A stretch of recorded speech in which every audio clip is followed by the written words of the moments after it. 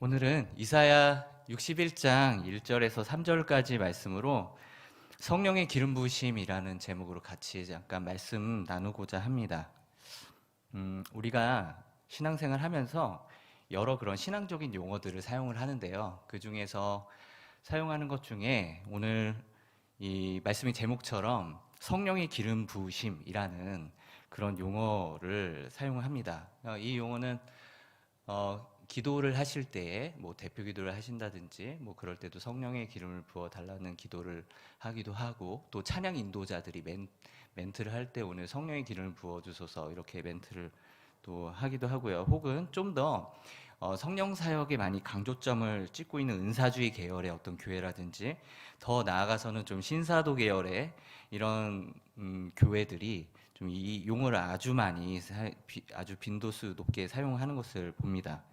분명히 이 성령의 기름 부으심이라는 용어는 성경에서 발견되는 그런 단어이기 때문에 우리는 누구라도 이 단어를 사용할 수 있고, 우리가 기도할 때나 찬양을 인도할 때나 신앙을 나눌 때나 아니면 설교를 할 때든 언제든지 우리가 사용할 수 있는 단어입니다. 하지만 이 성령의 기름 부으심이라는 이 말을 좀 무분별하게 사용하게 될 때에는 본래의 성경의 그 맥락에서 좀 벗어난, 성경이 의도하지 않은 엉뚱한 방향으로 해석이 되어지는, 오해가 되어지는 그런 단어이기도 합니다.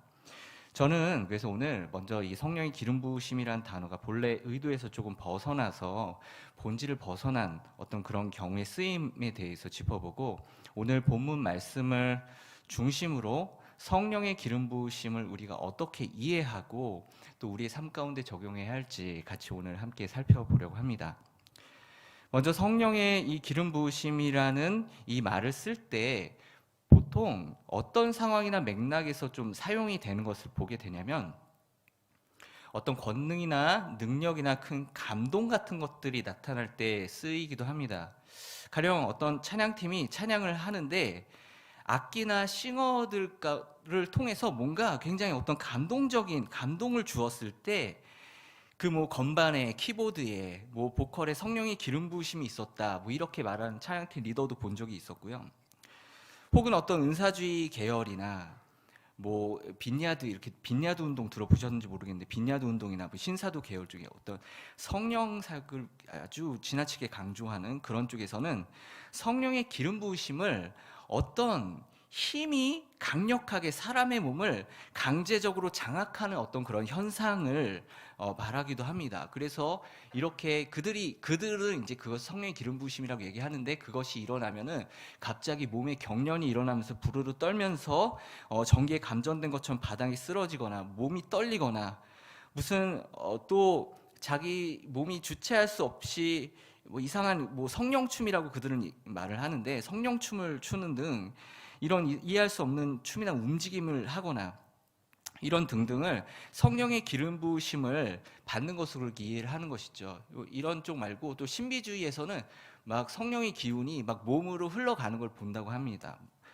손에서 빛이 쏟아져 나오고 이제 그런 얘기들을 하는데, 이런 이해에서는, 제가 말씀드린 이런 식의 이해에서는 성령의 기름 부음이라는 것이 성령을 어떤 한 에너지 같은 기운으로 이해하면서, 이 에너지가 사람의 몸을 장악하는 상태, 그래서 내가 내 몸을 이 에너지 때문에 통제할 수가 없는 거예요.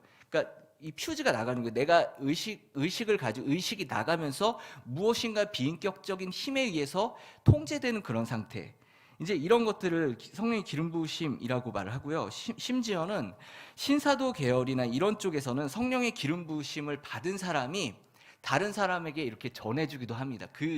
자기가 기름 부음 받은 그 성령을 이렇게 손을 댄다든지 이런 식으로 그거를 전해주는, 이제 그걸 임파테이션이라는 말을 쓰는데, 이제 그런 식으로 뭔가 이렇게 전수해주는 그런 말도 하기도 합니다. 어쨌든 성령의 기름 부심을 이런 쪽으로 이해하는 이렇게 이해하시는 분들이나 어떤 단체나 교단들은 어떤 초자연적인 힘이나 권능, 뜨거워짐 같은 그런 경험들을 하면은 그것이 성령 기름 부음 받은 것이다라고 이렇게 표현을 하는 것이죠. 그런데 안타까운 것은요, 성령의 기름 부으심을 어떤 성경적인 맥락에서 왜 하나님께서 성령의 기름을 부으시는지에 대한 그런 성령 기름 부으심에 대한 하나님의 목적 자체는 좀 관심을 가지기보다는 이런 쪽의 이해는 눈에 보이는 어떤 현상이나 체험 이런 것 자체에 많이 집중을 하게 된다는 것이죠. 그럼 오늘 우리는 이 성령의 기름 부으심을 바르게 이해하기 위해서 어디서부터 시작을 해야 될까요? 그것은 우리가 먼저 기름 부으심이 무엇인지에 대해서 살펴보기 전에 성경에 보면 그 기름 부으심에 대한 내용이 나오는데 우리는 먼저 하나님께서 누구에게 기름을 부으셨는가부터 우리가 출발을 해야 될 줄 믿습니다. 구약에 보면요, 이 기름 부으심과 관련해서 가장 먼저 이렇게 좀 초반에 등장하는 사람이 누구냐면 바로 출애굽기 28장에 보면 28장 41절에 아론과 그의 아들들이 나옵니다. 아론과 그의 아들들. 하나님께서 모세에게 아론과 그의 아들들에게 기름을 붓도록 하시는 내용이 출애굽기 28장 41절에서 나와요. 왜 기름을 부었을까요? 그 장면을 보면 바로 이들을 아론과 그 아들 제사장 이 아들을 이스라엘의 거룩한 제사장으로 임명하시면서 기름을 부으시는 거죠. 그 다음에 또 어떤 내용이 나오냐면 열왕기상 19장 16절에 보면 하나님께서 엘리야에게 말씀하시면서 엘리사에게 기름을 붓도록 하십니다. 엘리야가 엘리사에게 기름 붓도록 하시고 왜죠? 바로 엘리사를 이 엘리야를 잇는 선지자로 임명하시기 위해서 기름을 부었습니다. 그리고 그 뒤에 사무엘상 9장 16절에 보면은 하나님께서는 사무엘에게 말씀하시면서 누구에게 기름을 부으라고 하시냐면 바로 사울에게 기름을 붓도록 하십니다. 왜죠? 바로 이 사울을 이스라엘의 왕으로 임명하시기 위해서 기름을 부으신 거죠. 이것을 시작으로 계속 이제 그 뒤에 나오는 다윗과 그의 후손들에게 기름 부어서 왕을 세우는 내용이 나옵니다. 그러니까 지금 일부러 이 세 가지 케이스를 말씀드렸는데요. 구약에서 기름 부음을 받은 사람은 그 직분이 왕이라든지 제사장이라든지 이 선지자, 이 세 가지 직분을 받는 사람, 이 세 가지 직분의 임명을 받는 사람에게 기름이 부어졌다는 거죠. 이 기름을 붓다라는 이 히브리어 동사는요, 마사라는 단어입니다. 마사라는 단어. 자, 이 마사라는 단어인데, 근데 여기서 파생된 단어가 이 명사가 뭐냐면은 기름 부음을 받은 자거든요. 그래서 이 마사라는 그 단어 어근이 돼가지고 그래서 메시아 혹은 마시아라는 단어, 히브리어 단어, 우리가 알고 있는 메시아, 쉽게 말해서 메시아라는 단어가 여기서 나온 것이죠. 기름 부음을 받은 자. 왕, 제사장, 선지자에게 이렇게 기름 부음을 주었을 때 기름 부음 받은 자로 그렇게 불려졌다는 거죠. 그런데 특별한 것이 무엇이냐면 하나님께서 선지자들을 통해서 왕, 제사장, 선지자와 같은 이 메시아들, 구약의 메시아들을 세우실 때에 단순히 기름을 딱 붓고 내가 이제 너를 임명하노라, 내가 이제 여호와의 이름으로 왕, 제사장, 선지자 임명한다, 이렇게 끝나는 것이 아니고 기름을 부을 때 거의 동시적으로 같이 등장하는 그런 일들이 있는데 그것은 무엇이냐면 기름 부으심과 더불어서 특별한 일이 벌어지는데 그것이 무엇이냐면 바로 성령의 감동이, 그 기름 부음을 받는 자에게 성령의 감동이 일어난다는 거예요.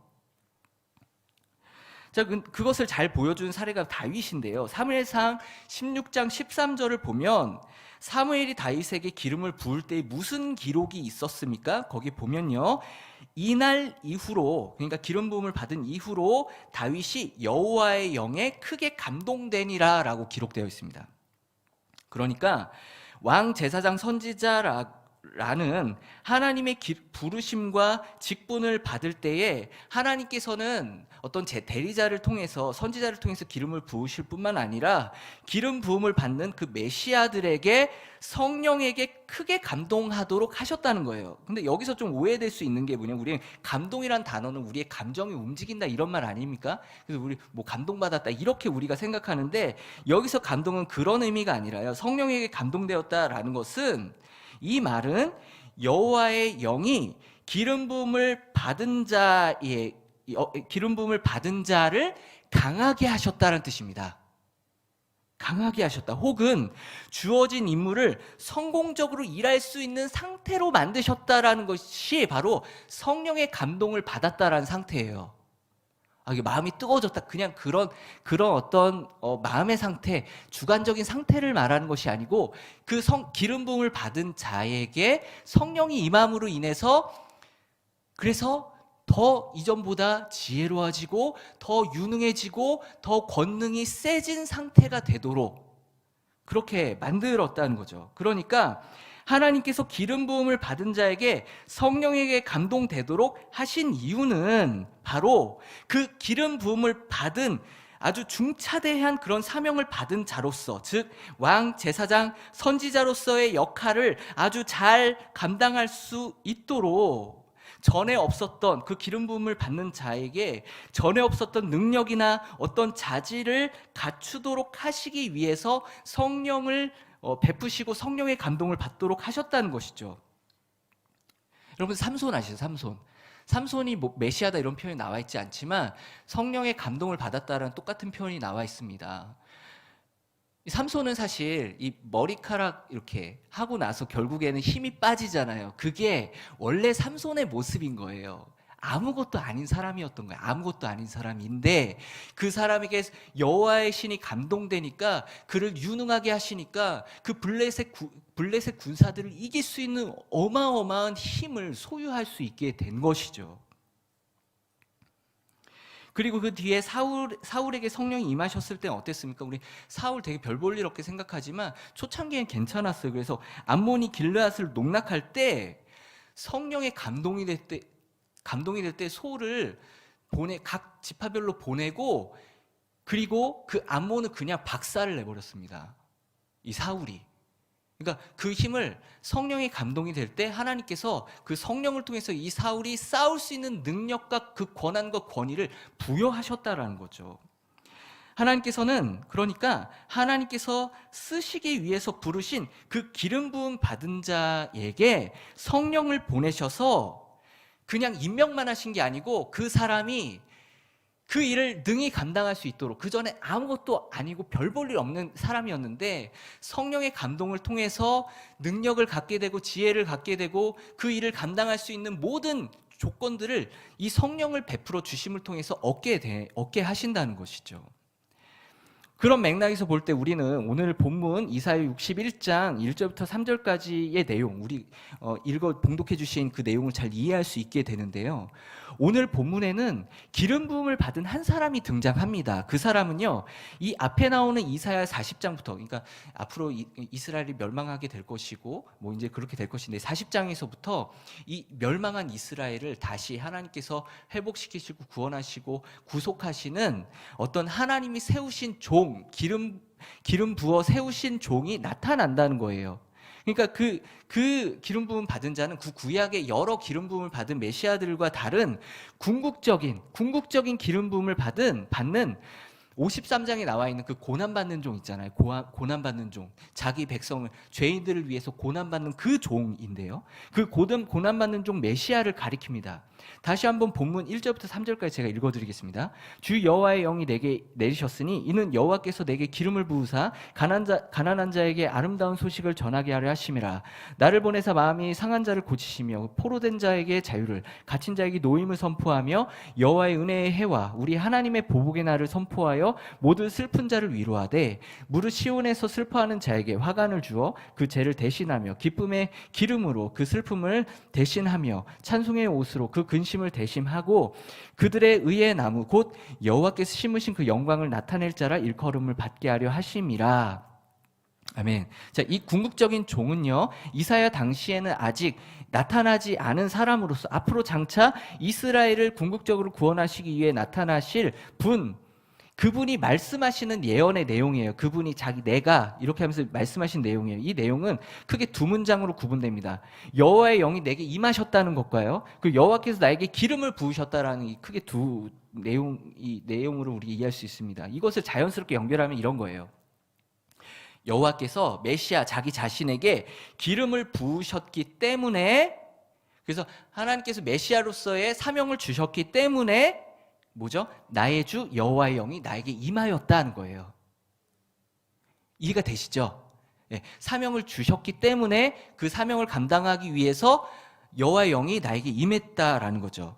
즉 하나님께서는 궁극적인 메시아에게 메시아로서의 사명을 주시기 위해서 기름을 부어 임명하실 때에 여호와의 영이 임하셨다라는 거죠. 왜 여호와의 영이 임하셨나요? 바로 메시아로서의 사명을 성공적으로 감당할 수 있는 모든 능력과 지혜를 부어주시기 위해서 성령이 임하신 것입니다.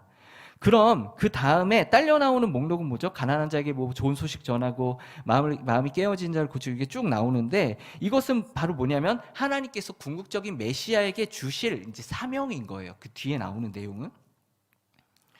여러분들 신약에 보면 예수님께서 누가복음 4장 16절 19절에서 회당에 들어가셔서 바로 지금 우리가 오늘 살펴보는 이 구절을 읽으세요.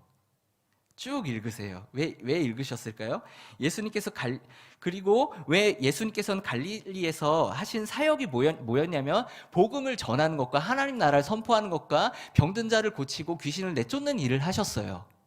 근데 이 목록이 어디에 나오는 걸까요? 이 이사야 61장 1절부터 3절에 나오는 그 메시아에게 주어지는 사명입니다. 그러니까 바로 그 예수님이 이 구약에 약속되었던 이 이사야 61장 1절부터 3절까지 약속되어 있었던 그 궁극적인 메시아시라는 거죠. 아니 예수님이 하나님의 아들인데 왜 성령을 받나요? 예수님이 이 땅에 어떻게 오셨죠? 자기를 비워 종의 형체로 오셨죠.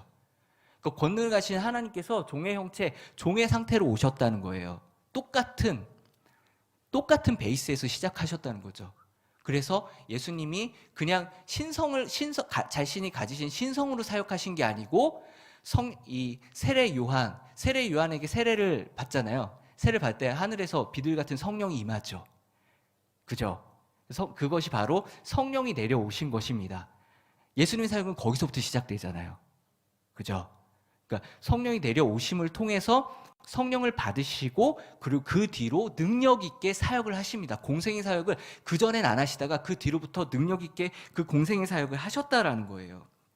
그래서 신약 신자들인 우리들은 예수님을 가리켜서 예수 메시아, 예수 그리스도라고 우리 그렇게 부르는 겁니다.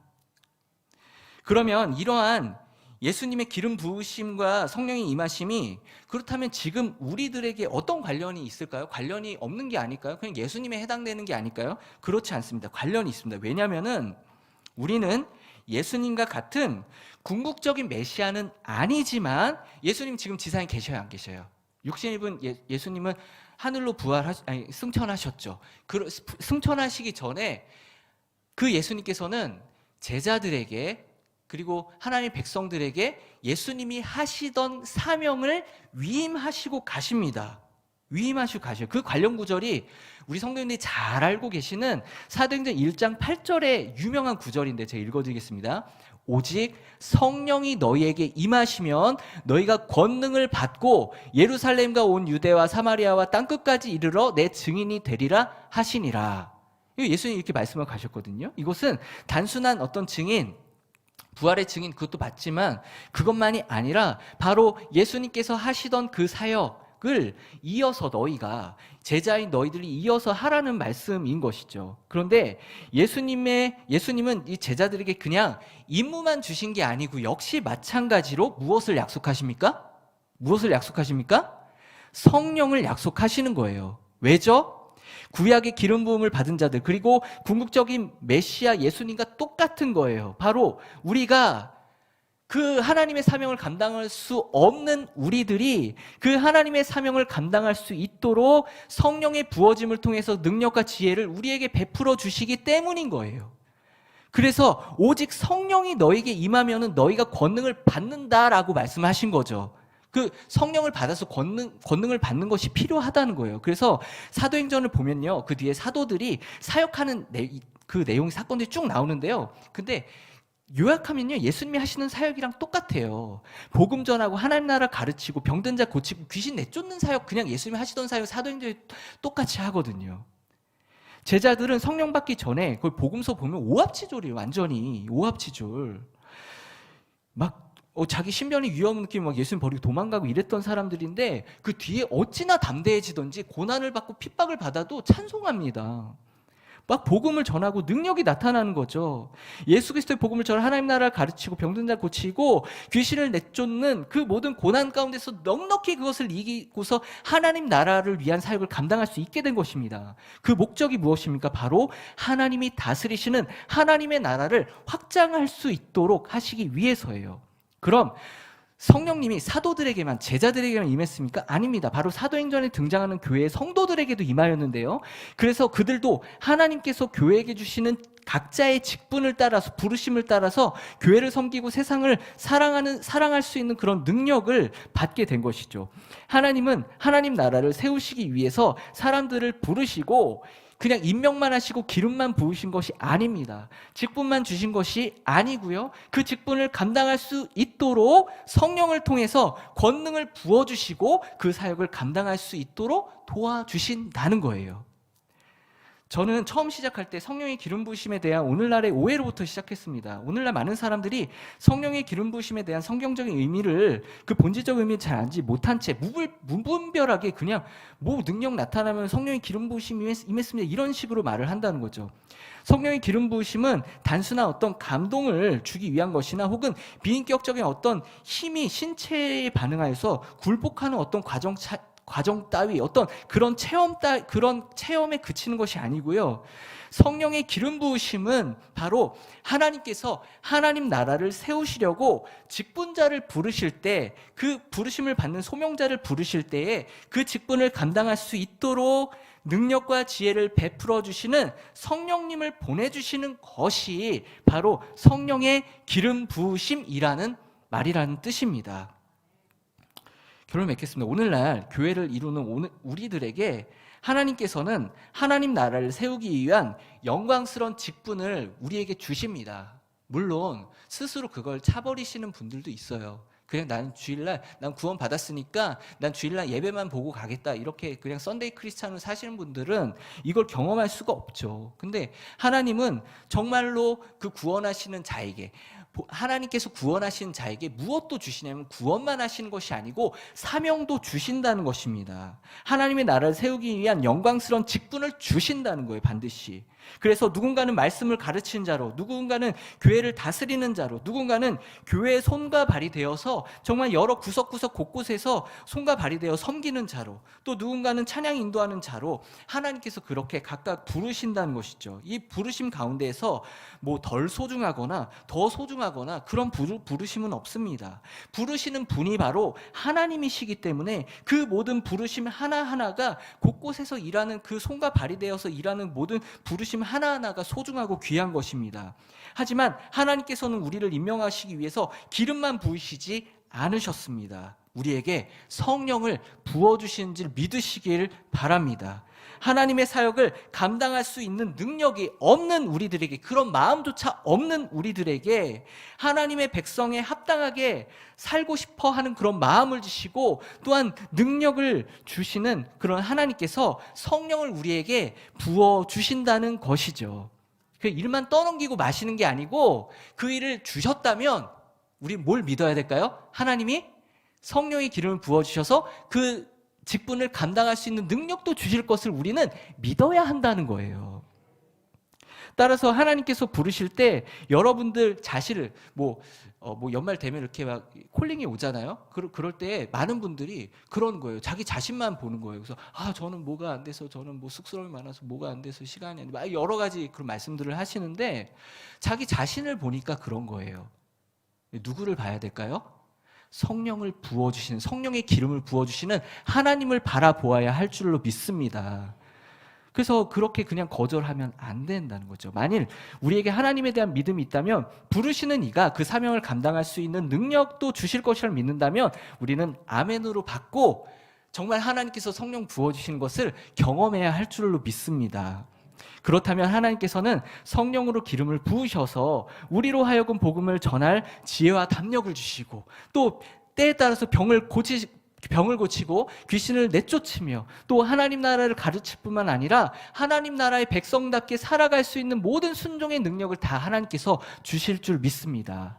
이렇게 여기 계신 저와 여러분들이 이 성령의 기름 부음을 받아서 하나님께서 이 부르신 그 부르심과 사명을 온전히 성취해 나아가시는 주님의 귀한 백성들 되시기를 주님의 이름으로 축원드립니다. 네, 기도하시겠습니다.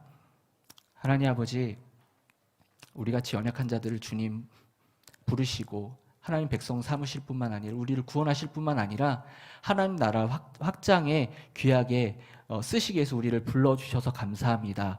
우리를 부르신 분이 하나님이시기 때문에 우리를 부르실 뿐만 아니라 일만 주실 뿐만 아니라 그 일을 능히 감당할 수 있는 성령의 기름을 우리에게 부어주실 줄 믿습니다.